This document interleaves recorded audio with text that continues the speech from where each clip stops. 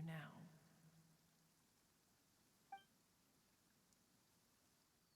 In times gone by, one quarreled oft with Guizhong concerning mechanical principles.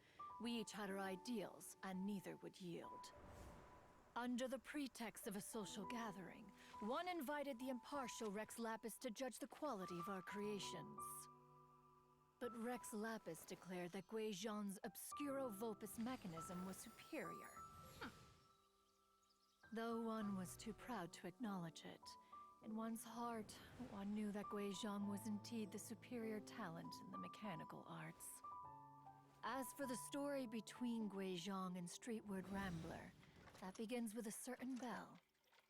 In Guizhong's opinion, while mechanisms were no substitute for human composers, they were yet capable of producing simple but fine melodies.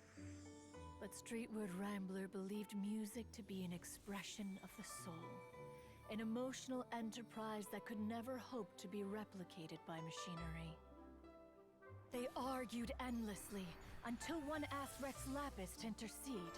He confiscated the bell and designated it for ceremonial use. Thereafter, one would often find them convening in the mountains, discussing music, mechanics, and all the affairs of the mortal world. But these good times were not to last. War broke out between the gods, and soon engulfed the Guili Plains. Guizhong was overpowered by the enemy, and fell in battle. When Streetwood Rambler and I arrived at the scene at long last, all that remained among the ruins was her lifeless body. After this, at Streetwood Rambler's request, Rex Lapis granted her the cleansing bell for safekeeping.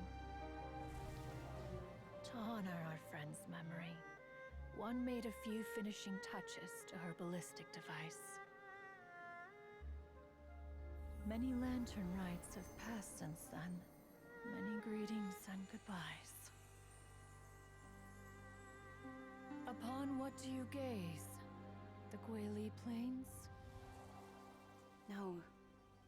It's everything.